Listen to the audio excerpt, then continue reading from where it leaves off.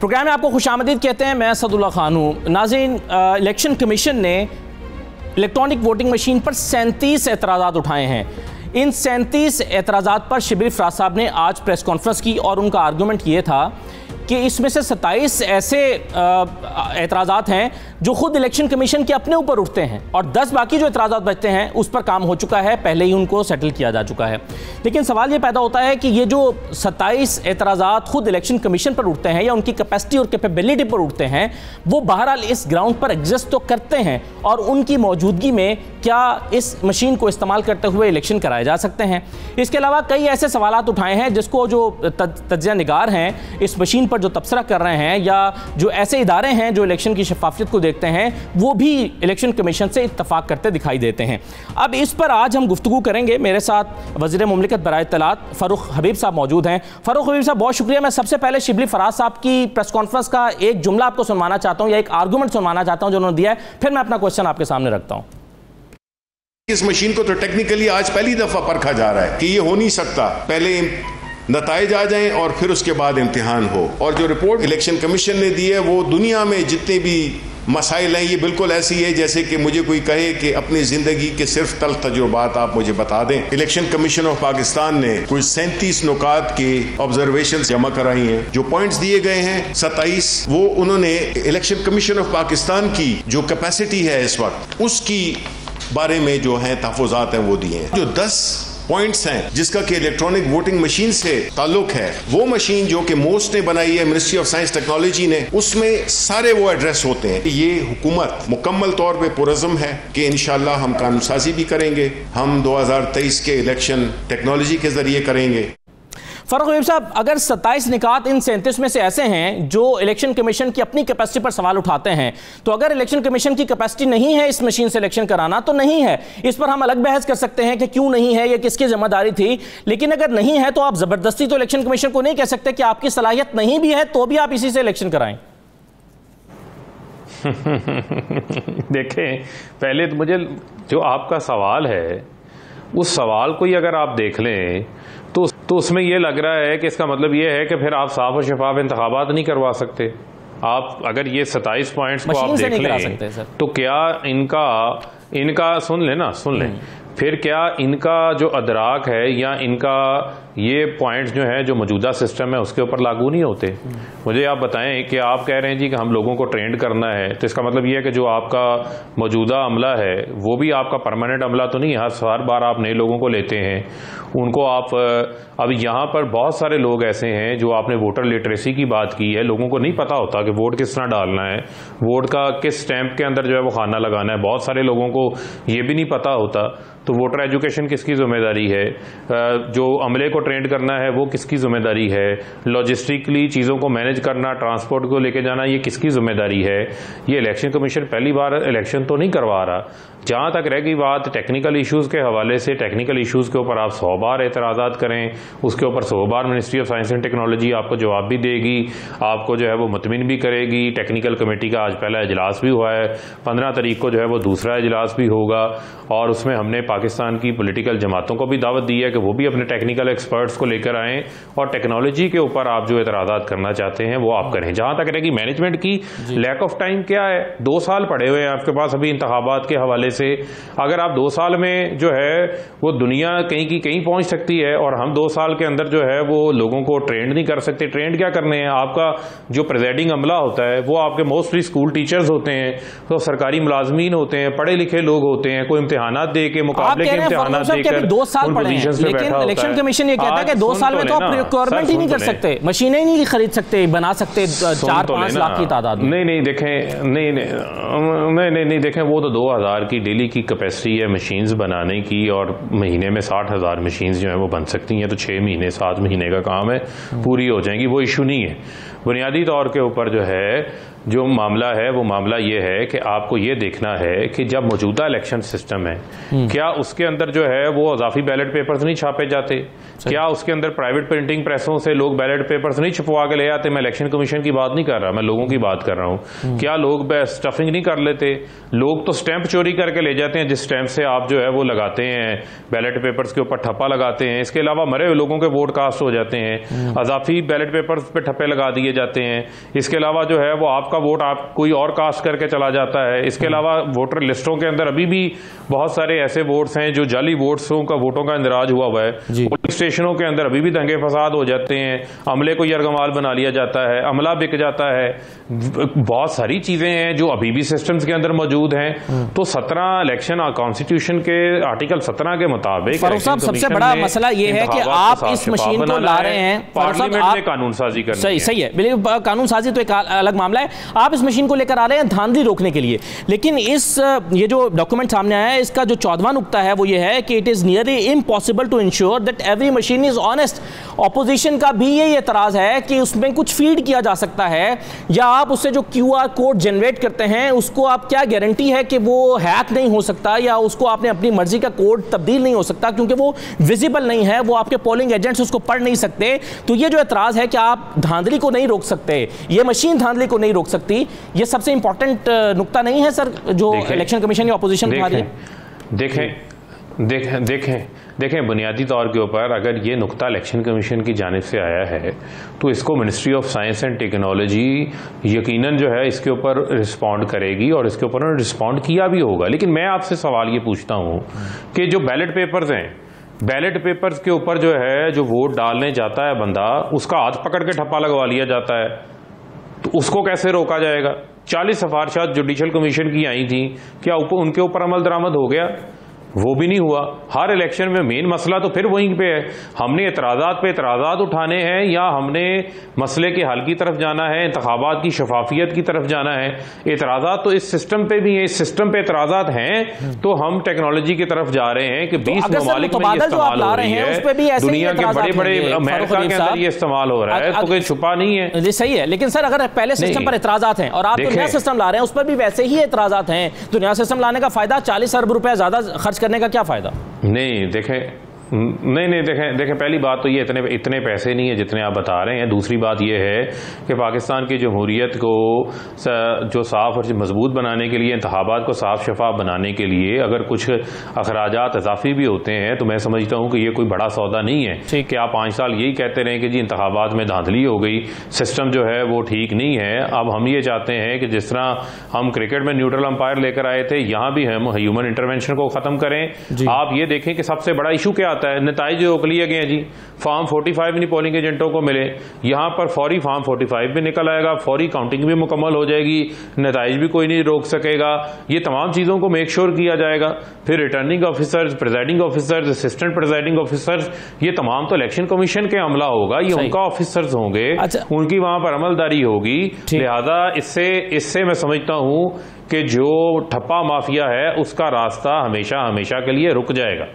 ठीक है। अच्छा फारूक साहब, आप कह रहे हैं कि ये मशीनें जो हैं वो 2000 मशीन रोजाना तैयार की जा सकती हैं। फर्ज कीजिए आपने 8 महीने में मशीनें तैयार कर ली, लेकिन इलेक्शन कमीशन का एक और सवाल ये है कि आपके पास dust free, humid free, controlled temperature environment वाले वेयर हाउसेज ही मौजूद नहीं है जहां आप इन 5, 6, 7 लाख मशीनों को डंप कर सकें और इनकी ट्रांसपोर्टेशन के लिए जो इसकी का मतलूबा मयार होना चाहिए वो मौजूद नहीं है। तो आपके पास वेयर हाउसेज हैं जहां पर आप ऐसा एनवायरनमेंट दे सकें मशीनें खराब होने से बचाने के लिए?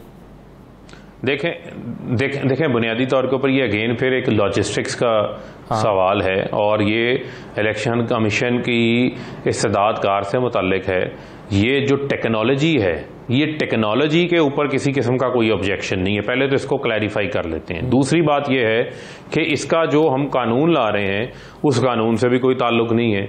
जहां तक रह गई बात लॉजिस्टिकली इसको किस तरीके से मैनेज करना है, इसके ऊपर इलेक्शन कमीशन ने जो है वो काम करना है। इसके ऊपर हम उनको फैसिलिटेट कर सकते हैं, हम उसको बजट फराहम कर सकते हैं, हम बजट भी फराहम करते हैं, अगर आप फराहम कर सकते हैं। अगर 27 उनके पास ऐसे पॉइंट्स हैं, अगर आप हमें कहेंगे गोदाम भी हमने सुन तो लेना, अगर आप ये कहें कि गोदाम भी हमने ढूंढ के देना है, अगर गोदाम भी हमने ढूंढ के देना है, तो फिर तो इलेक्शन कमीशन कहेगा कि जी हमारे इख्तियारात में आपने अमल दखल शुरू कर दिया, जो हम नहीं करना चाहते ना हम करेंगे। राइट। फारूक साहब, अगर एक वेंडर फर्ज कीजिए 2000 मशीनें रोजाना तैयार कर सकता है, उसके पास सलाहियत ही इतनी है, तो आप उसे ये नहीं कह सकते कि मुझे रोजाना 10,000 मशीनें तैयार करके दो। ऐसे एक मजदूर अगर एक फर्ज करें एक इंस्ट्रूमेंट एक दिन में अगर 50 बना सकता है, तो आप उससे 400 की फरमाइश नहीं कर सकते। एक इलेक्शन कमीशन के पास 27 पॉइंट्स ऐसे हैं जिस पर वो काम कर ही नहीं सकता, उसके पास सलाहियत ही नहीं है, आप जबरदस्ती उसे कैसे करा सकते हैं कि तुम्हारी जिम्मेदारी है करके दो? देखें, फिर मैं आपको कहूंगा ये 27 पॉइंट्स वही हैं जिनके ऊपर इलेक्शन कमीशन रूटीन में अमल दरामद करता है। वो अमला भी ट्रेंड करता है, वोटर लिटरेसी के ऊपर भी काम करता है, वो बैलेट पेपर्स को प्रिंट भी करवाता है, वो बैलेट पेपर्स के बाद जो बैलेट पेपर्स आपके वोट कास्ट होते हैं उन कास्टेड वोटों को भी संभालता है। आपके ख्याल में इलेक्शन का बंदोबस्त हो सकता है, डब्बे सुन तो लेना, डब्बे बन सकते हैं, डब्बों पे लगने वाली सीलें बन सकती हैं, बैलेट पेपर जो छपता है उसके लिए स्पेशल बैलेट पेपर बन सकता है, उसके अंदर स्पेशल कोड लगाया जा सकता है जिससे आप स्टैंप लगाते हैं वो स्टैंप्स तैयार हो सकती हैं। तो ये चीजें भी तैयार हो सकती हैं। ये तो ना करने वाले एतराज़ात हैं। ये ठीक है, आप कह रहे हैं ना करने वाले एतराज़ात हैं। ऑपोजिशन को चलें, वो सियासी मुफादात हो सकते हैं उनके, वो ये एतराज़ात उठा सकते हैं। इलेक्शन कमीशन के तो कोई सियासी मुफादात नहीं है, वो ये एतराज़ात क्यों उठाएंगे? अगर वो करा सकते हैं, उनका क्या फायदा है आपको इनकार करने में? देखें, हम तो ज़ाहिरी बात है हम उनको फैसिलिटेट भी करेंगे, उनको असिस्ट भी करेंगे, और हम तमाम फ्रीकैन को जो है वो इसके ऊपर मुशावरत के साथ एक कंसेंसस के ऊपर लेकर जाना चाहते हैं, और इस हवाले से हम उनको कायल भी कर रहे हैं। ठीक है, चलें, ये मैं आगे ज़रा एक दो सवाल मैं आपसे और करना चाहता हूँ।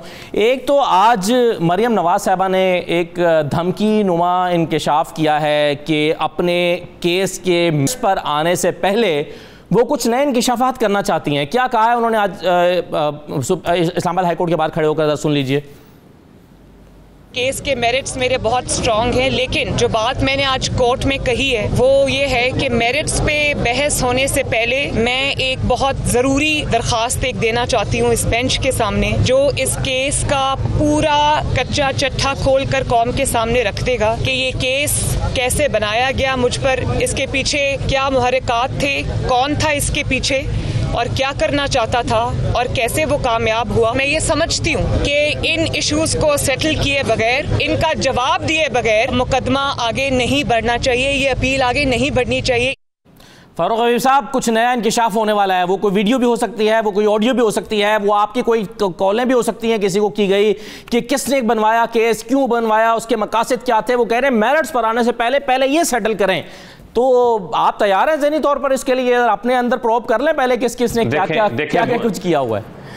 देखें, बुनियादी असद साहब जी, ये कौम बड़ी, हमारे कौम को ये लोगों को ये बेवकूफ़ समझते हैं, उनको भोला समझते हैं। ये बेवकूफ़ खुद बने हुए हैं। मुझे आप ये बताएं कि ट्रायल इनका मुकम्मल हो चुका? जब ट्रायल हो रहा था उस वक्त कतरी खत के अलावा इनके पास कुछ नहीं था, कैलबरी फोन के अलावा इनके पास कुछ नहीं था। ये वो इंकशाफ है जिनकी लंदन में क्या पाकिस्तान में कोई प्रॉपर्टी नहीं थी। 3 साल से ये अपीलें हैं, और ये मैं आज कौम को बताना चाहता हूँ आपके चैनल के तवज्जुह से, ये अपील इन्होंने अपनी सज़ा के खिलाफ दायर की हुई है। यानी ये ऐसे ही है कि अगर किसी बंदे को किसी कत्ल के मुकदमे में सज़ा हो जाए और वो सज़ा के खिलाफ सेशन कोर्ट के फैसले को हाई कोर्ट के अंदर चैलेंज कर दे, तो उसको तो जल्दी होती है कि उसका केस जो है वो सुना जाए, अगर वो बेगुनाह है और वो बरी हो। यहां से 3 साल से ये केस ही नहीं चलने दे रहे। 10 बार इन्होंने वकील इल्तवा ले ली, इनके वकील ने, कभी वकील को कोरोना है, कभी बीमार है, कभी कमर में दर्द है। आज इन्होंने कहा वकील ही केस छोड़ के चला गया। ये सबको पता है कि डिलिंग टैक्टिक्स हैं। अब ये कह रही है कि जी मुझे एक नई दरखास्त लेकर आने दें, मेरे केस के मेरिट्स बड़े स्ट्रांग हैं। अगर केस के मेरिट्स इतने स्ट्रांग हैं तो आप केस को आर्ग्यू क्यों नहीं कर रही? आप 3 साल से इल्तवाओं के पीछे क्यों छुपी हुई हैं? ये मीडिया का बुनियादी तौर पे इनसे सवाल पूछना बनता है। बाकी ये तो जब आती हैं नई ट्रक की बत्ती के पीछे लगा के चले जाती हैं कि जी मेरे पास फलाना सबूत है, फलाना सबूत है। सबूत ये है कि flat number 16, 16A, 17, 17A Avenfield की बेनिफिशियल ओनर मरियम सफदर है। नवाज शरीफ ने वो पैसा लूट मार करके अपने बच्चों को दिया, उस पैसे से इन्होंने ये फ्लैट्स खरीदे जिसकी ये रसीदें नहीं दिखा सके। ये कौम का लूटा हुआ पैसा है। अगर इतने मेरिट्स होते तो आज नवाज शरीफ भगोड़ा बन के मुल्क से बाहर ना बैठा होता, वहां चाय कॉफी पोलो मैच ना देख रहे होते, वो आज यहां मौजूद होते। जेलों से ये डरते हैं, शादी ब्याह इनके मुल्क से बाहर होते हैं, सियासत इन्होंने पाकिस्तान में करना है, इक्तदार पाकिस्तान में करना है, बाकी सब कुछ इन्होंने मुल्क से बाहर करना है।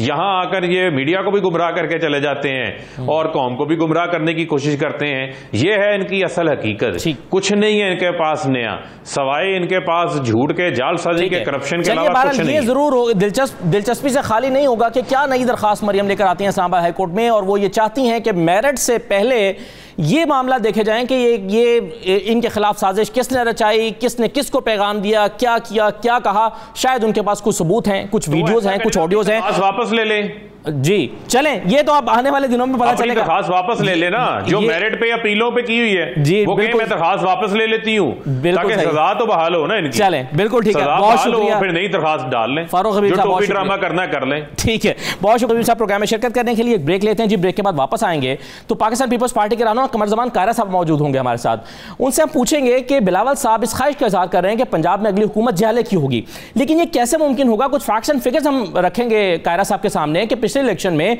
पीपल्स पार्टी की 117 जमानतें जब्त हुई, पंजाब में सिर्फ 117 जमानतें जब्त हो गई, और उनके जो बेशुमार उम्मीदवार हैं वो 1 लाख वोटों के फर्क से 49 उम्मीदवार हारे, 107 सीटों पर वो 50,000 वोटों से ज्यादा से फर्क से हारे। ये पंजाब में उनकी हालत थी। सिर्फ 6 उम्मीदवार अपनी जमानतें बचा सके थे, 7 सीटें वो जीत पाए थे।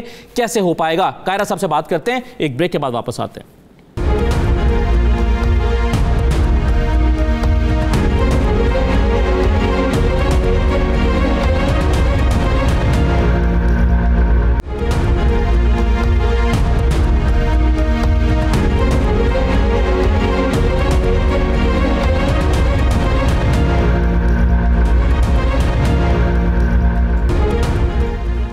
ब्रेक के बाद आपको दोबारा खुशामदीद कहते हैं। हमारे साथ पाकिस्तान पीपल्स पार्टी के रहनुमा कमर जमान कायरा साहब मौजूद हैं। कायरा साहब बहुत शुक्रिया।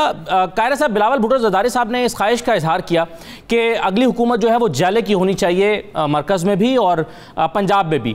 चलिए पंजाब में पहले बात करते हैं। ये किसी भी सियासी जमात का सियासी हक है और इस ख्वाहिश का इजहार करना कि अगली हुकूमत उनकी होगी और कोशिश करना भी कि अगली हुकूमत उनकी हो, लेकिन ये कायरा साहब कैसे मुमकिन हो पाएगा। अगर पिछले इलेक्शन के नताइज को देखें तो आपकी 130 सीटों पर आप मैदान में उतरे, उनमें से 7 सीटें आप जीते, 123 हार गए और 123 में से 117 जमानतें जब्त हुई। शायद आप भी अपनी जमानत नहीं बचा सके थे। तो कायरा साहब, मेरा सवाल यह है कि पिछले 3 साल में ऐसा क्या किया है पीपल्स पार्टी ने कि जाले की हुकूमत बनने के इम्कानात आपको दिखाई दें? पहले तो अपना रिकॉर्ड करेक्ट करें और अपना आर्गुमेंट वापस लें कि मैं अपनी जमानत नहीं बचा सका था, मैंने 40,000 वोट लिया था। 40,000 वोटों के साथ सर 25% कास्टिंग वोटों का लेना जरूरी होता है ना जमानत बचाने के लिए। इवन दैट जमानत जब्त होने का कोई तस्वर नहीं है भाई कायरा साहब, लेकिन रिकॉर्ड तो ये बता रहा है। आपने गलत बात की। अच्छा चले, गलत बात। मेरा रिकॉर्ड तो ये बता रहा है सर कि आपके हल्के में 2,40,000 वोट पड़े और आपके 25% वोट नहीं थे सर उसके। ओ भाई मेरे, आप 15% वोटों के साथ भी आपकी जमानत जब्त नहीं होती। आपको किसने कह दिया? सर 25% वोटों के साथ नया रूल नहीं है 2018 का। अच्छा, थैंक यू वेरी मच। अगर आपने ये आर्गुमेंट, अच्छा चले थैंक यू, आगे चलते हैं। कायरा साहब पीपल्स पार्टी के रहनुमा कमर जमान कायरा साहब हमारे साथ मौजूद थे, लेकिन उन्होंने गुफ्तगू को जारी रखना मुनासिब नहीं समझा और इस आर्गूमेंट पर कि वो ये मानने को तैयार नहीं है कि उनकी जमानत जब्त हुई थी। कुछ हकायक मैं आपके सामने रख देता हूं। इस हल्के में 2,40,000 टोटल वोट कास्ट किए गए, जिसमें से कायरा साहब ने 42,000 वोट हासिल किए थे। किसी भी शख्स को अपनी जमानत बचाने के लिए 2018 के इलेक्शन कवानीन के मुताबिक डाले गए वोटों का 25% वोट लेना जरूरी होता है। यह नया कानून है, इससे पहले 12.5% वोट लेना जरूरी था। अब कायरा साहब को अगर अपनी जमानत बचानी थी तो कायरा साहब को अपने वोट जो हैं वो 50,000 से ज्यादा शायद या 60,000 के करीब वोट हासिल करना जरूरी था, यानी 2,40,000 वोटों का 1/4 हिस्सा। अब कायरा साहब ने इसको आर्गुमेंट सरत करने के बजाय प्रोग्राम में हमारे साथ डिस्कशन से गुरेज किया है, जबकि मैं आपको बताता चलूं कि पीपल्स पार्टी ने 141 जो पंजाब की सीटें हैं उसमें से 130 सीटों पर अपने उम्मीदवार मैदान में उतारे थे। पीपल्स पार्टी सिर्फ 7 सीटें जीत पाई थी, 123 सीटें हार गई थी और 123 में से 17 जमानतें पीपल्स पार्टी की इस नए कानून के मुताबिक जब्त हुई थी। 107 सीटों पर जो जीतने वाले उम्मीदवार और पीपल्स पार्टी के उम्मीदवार का फर्क था वो 50,000 से ज्यादा वोटों का था। मैं आपको यह भी बता दूं कि 49 उम्मीदवार 1 लाख वोट भी हासिल नहीं कर पाए थे। इसके अलावा पीपल्स पार्टी के 68 उम्मीदवार ऐसे थे जिन्होंने 10,000 वोट भी नहीं लिए थे और पीपल्स पार्टी के 50 उम्मीदवार ऐसे थे जो 5,000 वोट भी नहीं ले सके थे।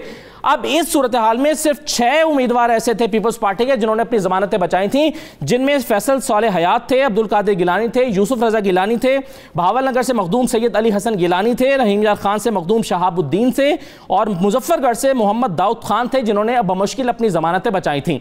मैं आपको यह भी बता दूं कि पिछले इलेक्शन में 10 पार्टी सरबराहान की जमानतें जब्त हुई थी, जिसमें मौलाना फजलुर रहमान भी शामिल थे, एक हल्के से बिलावल भी शामिल थे और एक हल्के से शहबाज शरीफ भी शामिल थे, क्योंकि क्राइटेरिया सख्त हो गया था। लेकिन यह बात कायरा साहब को नागवार गुजरी है। मैं एक मरतबा फिर उनको दावत दूंगा कल के प्रोग्राम में दोबारा से अपना रिकॉर्ड चेक करके आ जाएं, अपनी पार्टी का रिकॉर्ड चेक करके आ जाएं। मेरी तहकीक जो कहती है वो यही है, जो आदादोशुमार मैं उनके सामने रख रहा हूं।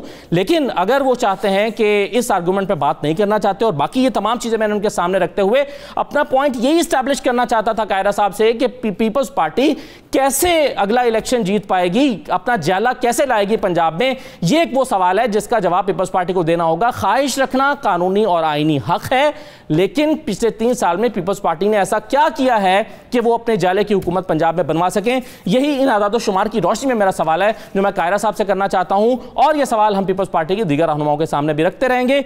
आगे बढ़ते हैं। इलेक्शन कमीशन के जो 37 एतराज़ात हैं उस पर बात करते हैं। साबिक secretary election commission Kanwar Dilshad साहब हमारे साथ मौजूद हैं। कंवर दिलशाद साहब, ये 37 एतराज़ात हैं इलेक्शन कमीशन के, आपके ख्याल में ये सारे के सारे दुरुस्त हैं? आपने मशीन भी देखी है, मशीन पर जो एतराज़ात उठाए हैं इनमें से कुछ दुरुस्त हैं, सारे दुरुस्त हैं, आप कैसे वैल्यूएट करते हैं इसको? पहली बात ये जो इलेक्ट्रॉनिक वोटिंग मशीन है, मैंने कई दफा मैं देखने में पार्लियामेंट हाउस गया, वो 1 घंटे के लिए रखते हैं, उठा के भाग जाते हैं। हमने उनसे कहा कि आप इसको इलेक्ट्रॉनिक वोटिंग मशीन को पार्लियामेंट हाउस पर रखते हैं ताकि लोग देखें, आए, वो चंद लोगों को दिखाने के बाद उसको समेट के घर ले चले जाते हैं। कल भी मैं गया, कल भी इलेक्ट्रॉनिक वोटिंग मशीन वहाँ मौजूद नहीं थी, इससे पहले भी मैं 3-4 दफा गया, इलेक्ट्रॉनिक वोटिंग मशीन वहाँ मौजूद नहीं थी। वो चंद मिनट्स के लिए लेके आते हैं, नमाशी तौर पर चंद मीडिया के लोगों को क्या आपने देखी है सर तफसील से ये मशीन कंवर दिलशाद साहब? नहीं, मैं नहीं, हमें वो दिखाते नहीं, वो तो अपने पसंदीदा आदमियों को दिखाते हैं, तो हमें तो दिखाए रहे, हम इसको बताएंगे कि इसके अंदर क्या डिवाइस तब्दील कैसी होती है। पहली बात हम ये आते हैं कि इलेक्शन कमीशन ऑफ पाकिस्तान ने कल जो सेनेट कमेटी में जो जिसके चेयरमैन ताज हैदर साहब थे, उनके सामने अपने 37 एतराज़ात पेश कर दिए हैं। इलेक्शन कमीशन ऑफ पाकिस्तान किसी मिनिस्ट्री का ज़ैली इदारा नहीं है, ये हुकूमत के नजरों में होना चाहिए। इलेक्शन कमीशन ऑफ पाकिस्तान एक कॉन्स्टिट्यूशनल बॉडी है और सुप्रीम कोर्ट ऑफ पाकिस्तान के बराबर उनके इख्तियारात हैं। इस लिहाज से उन्होंने जो एतराज़ात पेश किए हैं वो पूरी कौम ने उनको देख लिए, पढ़ लिए हैं, सोचा है। उन्होंने कहा इसमें डिवाइस तब्दील की जा सकती है, इसमें सॉफ्टवेयर तब्दील किया जा सकता है, इसमें धांधली के दरवाजे खुल सकते हैं। इसके साथ साथ उन्होंने ये भी कहा कि इसके अंदर जो है कोई शफाफियत नहीं है, कोई राजदारी नहीं है। तो इन हालात को देखते हुए हमें इलेक्शन कमीशन ऑफ पाकिस्तान जो एतराज़ात किए हैं वो हमारी साइंस और टेक्नोलॉजी की मिनिस्ट्री को चाहिए कि वो उसको बाकायदा देखें, सोचें और जो एतराज़ात लगाए हैं वो दुरुस्त करें। लेकिन इसके साथ साथ उन्होंने ये भी इलेक्शन कमीशन पाकिस्तान ने कहा कि इस पर कानून साजी होनी है और कानून साजी करवाएं, आयन साजी करवाएं, इसके बाद जो एतराज़ात है वो दूर करें, तो फिर इलेक्शन कमीशन ऑफ पाकिस्तान जो है उस सिस्टम को लेकर आगे चलेगा और तमाम एतराज़ात भी दूर हो सकते हैं। आपने जैसे कि कंवर साहब कहा कि ये इलेक्शन कमीशन जो है आज़ाद और खुद मुख्तार एक कॉन्स्टिट्यूशनल बॉडी है और इसकी जिम्मेदारी है कि इसने इलेक्शन कराने हैं। यही आज शिबली फराज ने भी कहा है। उन्होंने कहा कि ये 37 एतराज़ात जो आपने उठाए हैं ये तो आपकी अपनी कैपेसिटी से मुतालिक हैं और आप अपनी कैपेसिटी को इम्प्रूव करें, ये आपकी जिम्मेदारी है क्योंकि आप एक कॉन्स्टिट्यूशनल बॉडी हैं, ये आपने खुद करना है। ये एतराज़ात जो आप अपने ऊपर उठा रहे हैं ये हमारी तरफ क्यों रेफर कर रहे हैं? हुकूमत पाकिस्तान को चाहिए कि एतराज़ात बराए एतराज़ात की बहस में ना पड़े। जो इलेक्शन कमीशन ने एतराज़ात लगाए हैं उस पर दूर करें। एतराज़ात बराए एतराज़ात करने से मामला बिगड़ जाएगा, बात नहीं बनेगी। जो कैपेसिटी के बारे में बात की वो दुरुस्त कहा उन्होंने। आप ये बताइए कि 4 लाख जो है अब अपने जो इलेक्ट्रॉनिक वोटिंग मशीन के जो एक्सपर्ट माहिरीन होंगे उनकी ट्रेनिंग भी दिलानी है।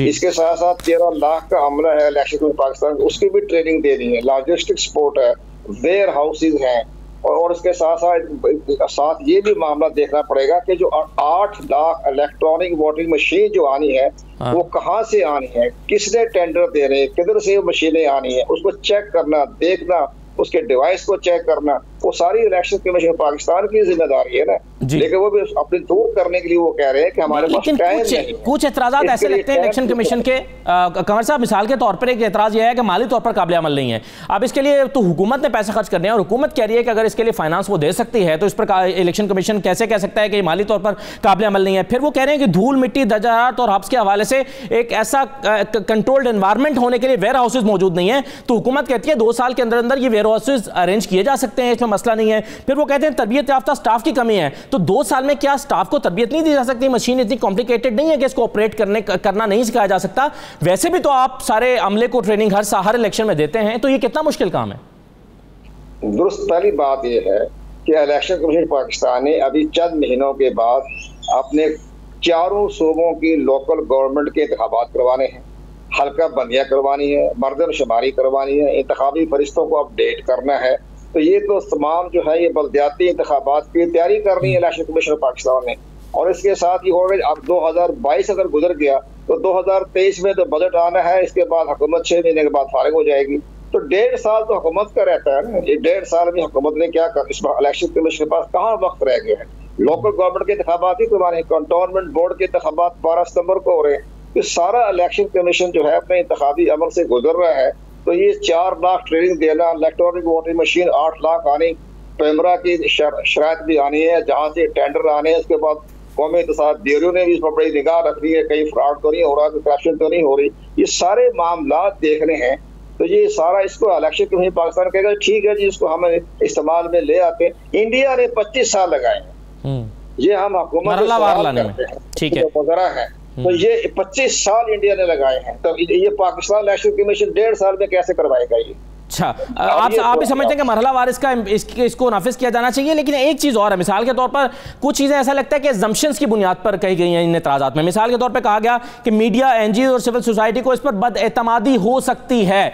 तो ये तो सर एजम्पशन है। फिर ये कि शफाफियत में कमी हो सकती है, ये तो एजम्पशन है। कई सारे एतराज़ात ऐसा लगता है कि जैसे मशीन की तहवील, मुंतकिल और हिफाजत की यकीन दहानी की कमी है। तो ये तो जो हिफाजत मशीन को देनी है, सिक्योरिटी मशीन पर लगानी है, वो सिक्योरिटी तो बैलेट बॉक्स पे भी लगानी पड़ती है, बैलेट पेपर्स पे भी लगानी पड़ती है। तो कुछ चीजें आपको नहीं लगता कि असम्पशंस की बुनियाद पर कही गई हैं? सबसे बड़ी बात है, जाहिर है कि जब बैलेट पेपर होता है, सबके सामने बैलेट पेपर भी आते हैं, इसमें बैलेट पेपर ठीक है, सिस्टम बड़ा अच्छा है, लेकिन इसके सिस्टम की हम तारीफ करते हैं, लेकिन इसके टाइम फैक्टर आ गया है। इसकी जो छोटी मोटी जो एतराज़ात हैं वो दूर हो सकते हैं, डिवाइस भी चेंज करने का भी रास्ता बंद हो सकता है, फ्रॉड का रास्ता बंद हो सकता है। इसके बाद इसके साथ साथ जो उन्होंने कहा धांधली के दरवाजे हैं वो भी बंद हो सकते हैं, लेकिन वक्त कम रह गया है। वक्त की दूर करें, इसके एतराज़ात को दूर करें। सिस्टम बड़ा अच्छा है और हमें खुशी होगी कि डिजिटल सिस्टम में हम आ जाएंगे तो हम एक फर्स्ट वर्ल्ड डेमोक्रेसी में दाखिल हो जाएंगे। इस सिस्टम बेहतरीन है, लेकिन उसको Aahista Aahista step by step लेकर चलें। इसकी हुकूमत इसमें मुदाखलत ना करें, इलेक्शन कमीशन पाकिस्तान को काम करने दें। बहुत शुक्रिया कंवर दिलशाद साहब, बहुत शुक्रिया प्रोग्राम में शिरकत कर रहे हैं कि इलेक्शन कमीशन के एतराज़ात, उस पर कंवर दिलशाद साहब से हम बात कर रहे थे। एक ब्रेक ले लेते हैं जी, छोटा सा ब्रेक के बाद वापस आते हैं तो देखते हैं कि पाकिस्तान ने अपने T20 क्रिकेट स्क्वाड का ऐलान किया है। इस पर बहुत से एतराज़ात उठ रहे हैं। इसमें आसिफ अली ने कैसे जगह बना ली, आजम खान इसमें कैसे आ गए, इसमें फ़खर जमान क्यों नहीं शामिल किए गए, ओपनर्स का मुतबादल क्यों नहीं रखा गया, इसका पोस्टमार्टम करेंगे कंप्लीट आकिब जावेद के साथ। एक छोटा सा ब्रेक लेते हैं, ब्रेक के बाद वापस आते हैं।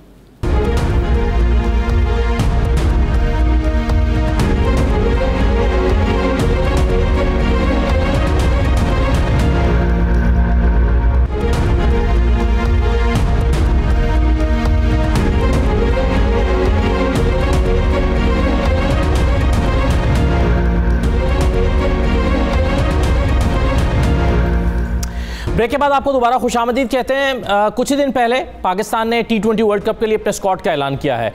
इस टीम के ऐलान के बाद बहुत ज़्यादा तनकीद हुई, ख़ास तौर पर सबसे ज़्यादा तनकीद आसिफ अली की शमूलियत पर भी की गई, आज़म खान की शमूलियत पर तनकीद की गई, और फिर तनकीद इस बात पर भी की गई कि फ़खर को कैसे ड्रॉप किया जा सकता है।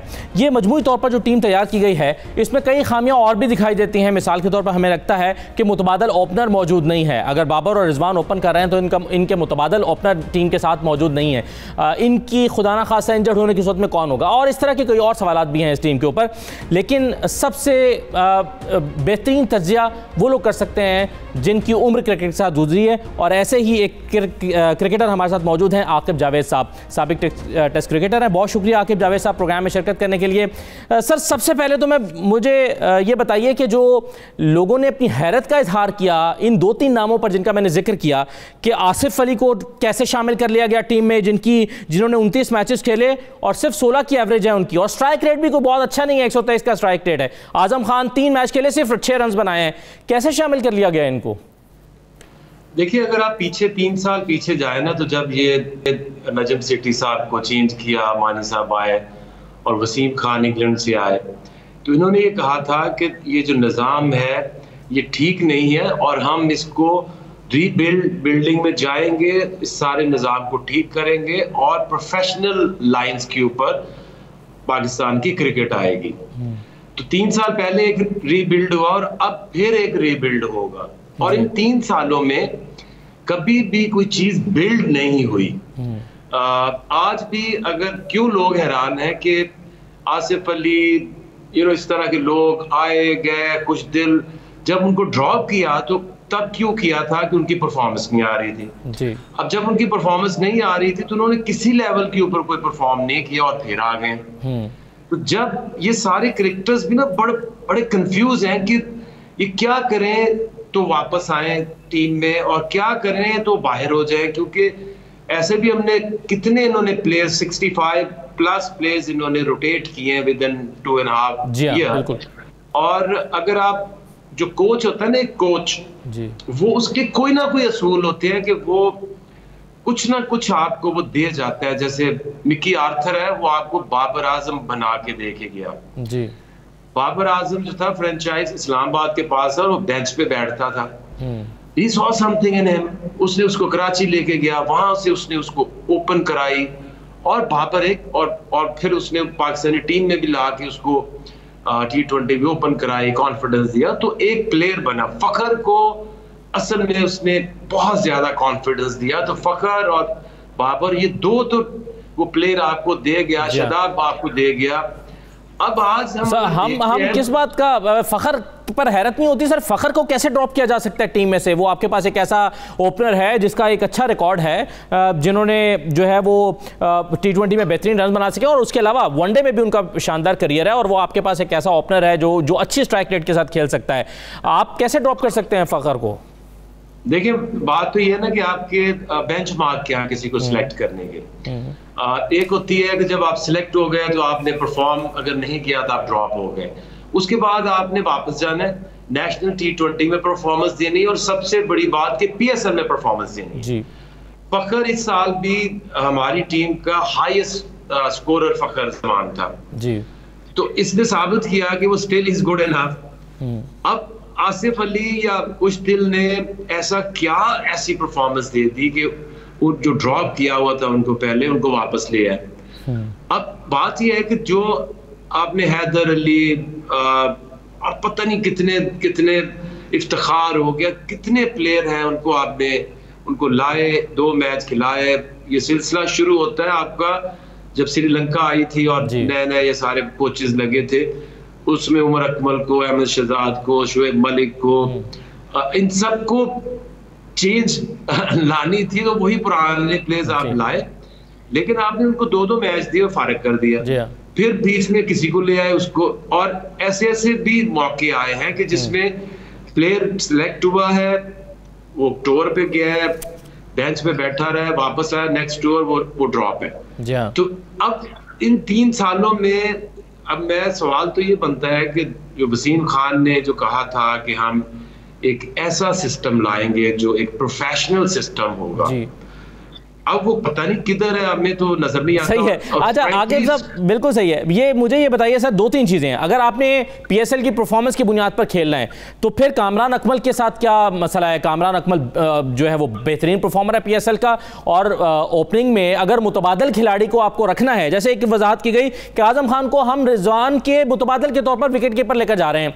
रिजवान का मुतबादल आजम इसलिए नहीं हो सकता कि आजम ओपन नहीं करता, तो रिजवान का अगर विकेट कीपर कोई मुतबादल हो सकता तो शायद वो कामरान अकमल हो सकता था, तो कामरान अकमल को क्यों नहीं लेकर गए? और फिर शोएब के मुतालिक भी आपको बताइए कि शोएब को ड्रॉप करना क्या सही फैसला है? देखिए, मैं तो उसको देखता हूँ सारी दुनिया की लीगों में, PSL में, वो जितने ही आपके सो कॉल्ड यंगस्टर्स हैं, सबसे अच्छा फील्डर है, सबसे ज्यादा फिट है, सबसे ज्यादा उसका स्ट्राइक रेट है इन T20, सबसे ज्यादा उसकी एवरेज है इन T20। तो अब उसको ना खिलाना और अब अचानक से ये कह देना कि कुछ कैप्टन या लोग कुछ प्लेयर्स या कुछ लोगों की ख्वाहिश है कि शोएब मलिक जो है वो वर्ल्ड कप का हिस्सा होना चाहिए। मुझे इस पे एतराज है कि आपने उसको 1 साल से 2 साल से तो आपने उसको खिलाया नहीं है। तो आप अगर उसको आपने वर्ल्ड कप की लोग एक तैयारी करते हैं 6 महीने 1 साल, आप सोचते हैं कि हमने T20 वर्ल्ड कप आ रहा है, हमारा ये स्क्वाड है, हमने ये 20 लोग हैं, इनसे हमने नहीं हटना, हमने इनको 2 साल जो है ना मौका देना है, यही हमारी बेस्ट बेट है और इनको हमने डेवलप करना है। बिल्कुल। तो जब आप 65 लोगों को रोटेट कर देंगे तो आज ना तो पता चलता है कि ये टीम सही है। अगर आप चॉइसेस की तरफ जाएं तो फिर कहते हैं कामरान होना चाहिए, फिर कहते हैं कि शोएब मलिक होना चाहिए, वहाब रियाज होना चाहिए, बट अब क्यों होने चाहिए? ये तो पिछले कम से कम 6 महीने से तो वो टीम के साथ होते, इन्हें खेलना चाहिए था। तो शोएब मकसूद के बारे में सर आपका फिर क्या ख्याल है कि शोएब मकसूद ने भी कोई काबिल जिक्र परफॉर्मेंस नहीं दिखाई? इवन हफीज ने भी पिछले 1 साल में बॉलिंग में फिर भी कुछ परफॉर्म किया, बैटिंग में वो पिछले 1 साल के अगर स्टैट्स देखें तो परफॉर्म नहीं कर सके। इसके अलावा मुझे ये बताइए कि हमारे पास ओपनिंग का मुतबादिल कौन है? अगर बाबर या रिजवान में से खुदा ना खास्ता कोई इंजर्ड होता है तो आप किससे ओपन कराएंगे? देखिए, मुझे तो इनकी मंतक ही समझ नहीं आती। आप इंग्लैंड में ये T20 खेल रहे थे 4 ओपनर से, तो इसका मतलब है कि ये एक्सपेरिमेंट कर रहे थे कि हमने ओपनर को मिडिल ऑर्डर बनाना है और आप ये किसी मिडिल ऑर्डर को कहेंगे फीस को तू ओपन कर। तो आपकी देखिए, प्लेयर कोई अच्छा होना या अच्छा ना होना ये बात नहीं है। मैं ये बात ही नहीं कर रहा कि ये प्लेयर बुरा है या ये अच्छा है, मैं तो उस प्लानिंग की बात कर रहा हूँ कि जिन लोगों ने ये प्लान किया है जी। और सबसे बड़ी बात तो ये है कि वो चीज साबित होगी कि अगर आप प्रोफेशनल्स को right person for the right job नहीं लगाएंगे तो वो आगे पाकिस्तानी टीम में वो कोचिंग सीख रहे हैं। नहीं, लेकिन इसमें इस मतलब तो सर एक रोल जो है वो रमीज राजा का भी रहा है और उनके बारे में तो ये नहीं कहा जा सकता कि वो क्रिकेट की सूझबूझ नहीं रखते या क्रिकेट के साथ उनका कोई ताल्लुक नहीं है। वो तो एक क्रिकेटर हैं जो चेयरमैन PCB आ रहे हैं। देखिए, इस वक्त जो केओस है उस केओस में इन्होंने किसी एक बंदे को इस्टेब्लिश नहीं होने दिया। तो मुझे ये भी नहीं पता अब लग रहा कि अच्छा हैदर अली सही है या खुशबीर सही है, आसिफ अली सही है या इफ्तिखार सही है। किया उन्होंने भी कुछ नहीं था, किया इन्होंने भी कुछ नहीं था। ये सिलेक्ट हो गए, वो रिजेक्ट हो गए। अब जो परफॉर्मेंस है वो तो किसी ने भी नहीं थी। तो अब कोई भी आएगा ना, इतनी इन्होंने ये कंफ्यूजन डाल दी है कि किसी बंदे से आप पूछें वो टीम बनाए, वो सिर्फ और सिर्फ अपनी पसंद नापसंद लाइकिंग डिसलाइकिंग की सूरत में टीम बना सकता है। ना वो पीछे जाके कोई प्रोसेस उसको नजर आएगा, ना उसके पीछे कोई कंसिस्टेंसी नजर आएगी, ना उसके पीछे किसी की परफॉर्मेंस नजर आएगी। जी सर, आप तो थोड़ा सा मैं टीम पर इसलिए बार बार बात कर रहा हूँ क्योंकि इस टीम को इवेल्युएट करना बहुत ज़रूरी है। और अगर हम इसमें खुशदिल और आसिफ वगैरह के बाद चले जाएं तो नंबर 7 और 8 पर हमें लगता है कि शादाब और इमाद आएंगे। शादाब और इमाद के साथ आपने मोहम्मद नवाज को भी टीम में रखा हुआ है, तो फिर इन दोनों के होते हुए नवाज की जगह कैसे बनेगी? उसकी क्या मंतिक है टीम में रखने की? मेरा ख्याल है कि इन्होंने सोचा ये है कि यूएई मैचेस होंगे, यूएई में चाहे ये भी टीम है तो ये टीम जब यूएई में खेलेगी तो ये इतनी बुरी टीम नहीं होगी जी। उसकी वजह यह है कि अगर पाकिस्तानी बॉलिंग अगर आप देखें तो Shaheen is number 1 one of the best bowler in the world. उसके साथ Hasan Ali is a very good bowler. Then उसके साथ हारिस है, हारिस को अगर सही रोल दे और उसको ऊपर प्रेशर खत्म करके उसको बोले तेज बॉलिंग कर, डेथ बॉलिंग उसको यूज करें, तो आपके पास ये 3 तेज बॉलर्स है। उसके साथ इमाद यूएई कंडीशंस में कैन बी वेरी यूजफुल, उससे नया बॉल कराए। यहाँ आके डेफिनेटली जो Australia, New Zealand, England, south Africa जो बैट्समैन है वो डेफिनेटली स्ट्रगल करेंगे। तो पाकिस्तान उन 4 टॉप टीमों में तो जरूर मैं उसको समझता हूं। सर मुमकिन टीम जरा आप शेयर करना चाहता हूं, जो 15 लोगों की टीम है उसमें से अगर हम मुमकिन प्लेइंग 11 देखें और अगर आप समझते हैं कि इसके अलावा कोई होनी चाहिए तो आप राय दीजिएगा। मेरे ख्याल में ये नंबर 1 बाबर और रिजवान ओपनिंग और नंबर 3 पर शोएब मकसूद को शायद खिलाया जाएगा, क्योंकि वो अपनी PSL में नंबर 3 पर ही खेल रहे थे। 4 पे आपके हफीज आ गए, 5 पे खुशदिल शाह आ गए, 6 पे आसिफ अली आएंगे, 7 और 8 पर शादाब और इमाद, और उसके बाद आपके पास 3 फास्ट बॉलर्स हैं, हसन शाहीन और शायद हारिस रऊफ। तो इसमें आप टॉप के बाद आप बाबर और रिजवान के बाद जो मिडिल ऑर्डर देखते हैं उसमें हफीज के अलावा कोई कहीं स्ट्रेंथ देख रहे हैं आप सर? आसिफ अली तक, खुशदिल शाह, आसिफ अली, शोएब मकसूद। देखिए शोएब ने नेशनल T20 में स्कोर किया था और अभी PSL में भी किया था, और उन पिचेस के ऊपर आई होप कि वो अच्छा कर सकता है। हफीज इतनी अच्छी फॉर्म में तो नहीं है, लेकिन स्टिल आपके पास ऑप्शन, एक एक्सपीरियंस प्लेयर जो है वो नंबर 4 पे होना चाहिए। अब जो 4 के बाद जो दो लोग हैं ना, वो वन डायमेंशनल वो प्लेयर हैं।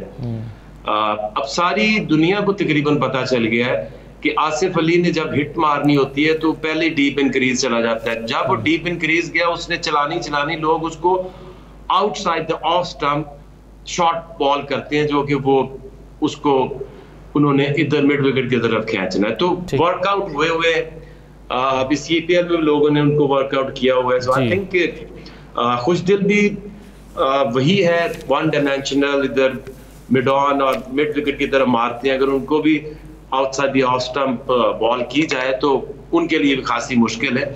इंटरनेशनल क्रिकेट में आप जो छोटे छोटे डोमेस्टिक टूर्नामेंट या टाइम्स लीग्स के अंदर, क्योंकि इतना क्विक चीजें चल रही होती हैं, लोगों के पास इतना आपका होमवर्क नहीं होता, तो आप एट टाइम चल जाते हैं। बट इंटरनेशनल लेवल के ऊपर वो वर्कआउट हुए होते हैं प्लेयर, और प्लान के मुताबिक जो प्रोफेशनल। और वैसे भी सर, वैसे भी यूएई की जो पिचेस हैं उसके बारे में ये नहीं कहा जा सकता कि वहां पर वो बैट्समैनों को उस तरह से सपोर्ट करेगी। मुश्किल बैट्समैनों के लिए मुश्किल होगी। बहुत शुक्रिया आकिब जावेद साहब प्रोग्राम में शिरकत करने के लिए। हम क्रिकेट टीम है, जो स्क्वाड अनाउंस किया गया है उसको जरा इवैल्यूएट किया है कि उसमें क्या क्या प्रॉब्लम्स हैं, किन किन चीज़ों पर एतराज़ हो रहा है, और हम देख रहे हैं कि इसमें ओपनर्स का मुतबादल मौजूद ही नहीं है। अगर खुदा न खास्ता बाबर या रिजवान में से कोई इंजर्ड होता है तो किससे ओपन करेंगे? क्या शोएब से करेंगे, हफीज करेंगे, कौन आएगा? खुशदिल शाह आएंगे, कोई कुछ नहीं कह सकता, या आजम को खिलाकर आजम से कराएंगे, कोई पता नहीं है। इसके अलावा मिडिल ऑर्डर हमारा कुछ कमज़ोर लगता है, लेकिन बहरहाल फिर भी हम अपनी टीम के साथ हैं, हमारी दुआएं टीम के साथ हैं, और हम चाहते हैं कि पाकिस्तान वर्ल्ड कप टॉप 4 में पहुंचे और अच्छा परफॉर्म करे और फाइनल खेले। मैं एक छोटा सा ब्रेक ले रहा हूं जी। ब्रेक के बाद वापस आते हैं तो अफगानिस्तान की सूरत हाल में बात करेंगे और देखेंगे कि अफगानिस्तान के मामले पर बहुत ही अहम कॉन्फ्रेंस एक पाकिस्तान ने इसकी मेज़बानी की है, उसमें क्या हुआ है, उसका मकसद क्या है, और अफगानिस्तान में मामला कहाँ जा रहे हैं। ब्रेक के बाद वापस आते हैं।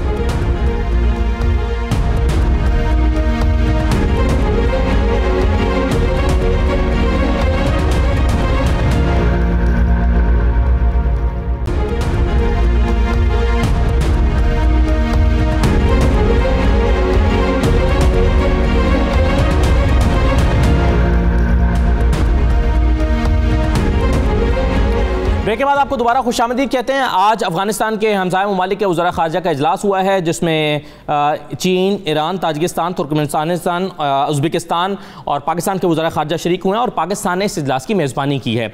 इसके अलावा जो तालिबान की नई हुकूमत वजूद में आई है उस पर इंटरनेशनल कम्यूनिटी ने मुख्तलिफ तरह का तबसरा किया है, कुछ जगहों से तनकीद भी हुई है।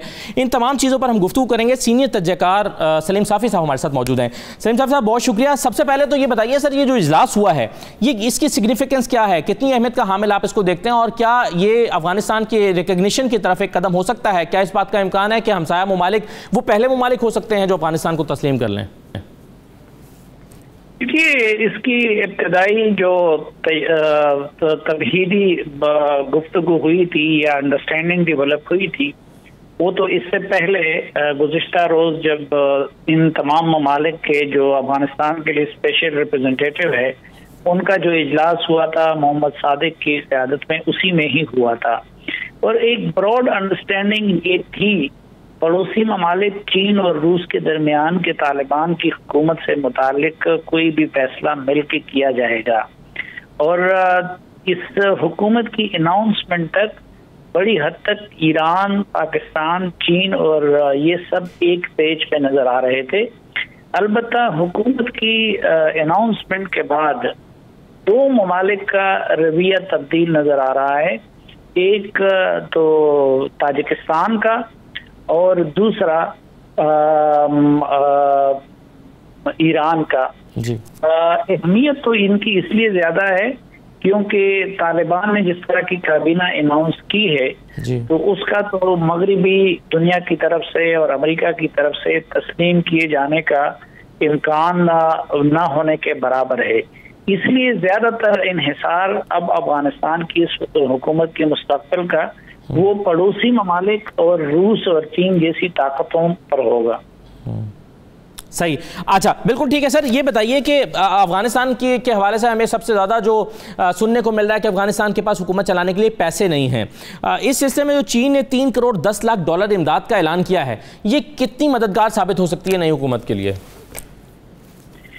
देखिए, एक तो इसमें कोई शक नहीं कि चीन बहुत बड़ी ताकत है और बन गई है और कई मैदानों में वो अमेरिका के मुकाबले में आ गया है। लेकिन अभी तक जिस तरीके से अमेरिकी खर्च करते थे तो उस तरीके से चीन को अब उतना एग्रेसिवली चीन खर्च नहीं करता, इमदाद नहीं देता। चीन ज्यादातर इन्वेस्टमेंट करता है जी।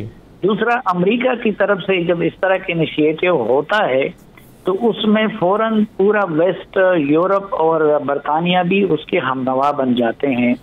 तो अफगानिस्तान को पिछले सालों के दौरान जितनी इमदाद मिलती रही और जिस तरीके से अमेरिका से और उसके मगरबी इत्तेहादियों की तरफ से, तो ये अभी जब चीन की अनाउंसमेंट है, ये मेरे ख्याल में उसके मुकाबले में बहुत कम है और बहुत ज्यादा जरूरत भी ज्यादा की है। जरूरत बहुत ज्यादा की है क्योंकि अफगानिस्तान की अपनी इकॉनमी वो तो अब उनकी अपनी जो रेवेन्यू है वो तो ना होने के बराबर है। अच्छा, सही है। साफी साहब, ये जो काबीना का ऐलान किया गया, हुकूमत का ऐलान किया गया, इसमें 15 अफराद का ताल्लुक जनूबी अफगानिस्तान से है, जिसको हम ग्रेटर कंधार रीजन कहते हैं, यानी कंधार वाली साइड से है। इसके अलावा यूरोपीय यूनियन ने एक एतराज़ इस पर यह उठाया है कि यह multi ethnic broad based government नहीं है। आप इस एतराज़ को कैसे देखते हैं? क्या यह दुरुस्त एतराज़ है?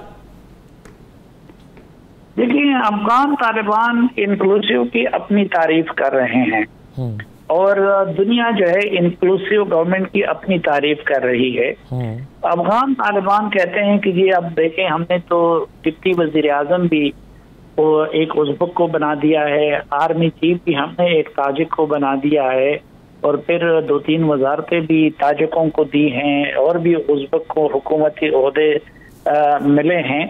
तो वो इसको इंक्लूसिव कहते हैं, लेकिन जाहिर है कि वो सब तालिबान है। क्योंकि वेस्टर्न दुनिया और इवन पाकिस्तान जैसे ममालिक भी नॉन तालिबान वो इंक्लूसिव की बात करते थे। तो वो ये था कि बिल्कुल जो पिछले हुकूमत के लोग हैं या ऐसे लोग हामिद करजई और इन जैसे कि जो हुकूमत का हिस्सा नहीं थे लेकिन उस सिस्टम का हिस्सा थे, तो एक तो वो उनकी नुमाइंदगी चाहते थे। और बहरहाल जो इतने के इम्बैलेंस है, ये बिल्कुल इसमें कोई शक नहीं कि अगर तालिबान ने जंग जीती है और इक़्तिदार पे कब्जा किया है तो उन जैसा हिस्सा तो कोई दूसरे को नहीं मिल सकता। लेकिन मेरे ख्याल में अब भी इसमें ताजिक, उज़्बेक और हज़ारा कम्युनिटी की नुमाइंदगी वो पख्तूनों की बनिस्बत और फिर जनूबी अफगानिस्तान के पख्तूनों की बनिस्बत बहुत कम है और इस एतराज़ में बड़ी हद तक वजन भी है।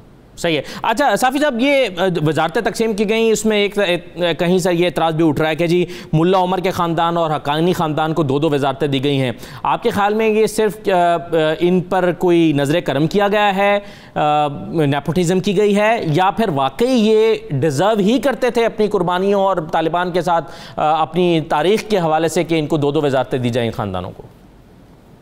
नहीं, एक तो बहरहाल उनसे इत्तेफाक या इख्तिलाफ किया जा सकता है, लेकिन इसमें कोई शक नहीं कि जो हक्कानी बरादरान है या हक्कानी फैमिली है उनकी कुर्बानी भी कुछ कम नहीं है।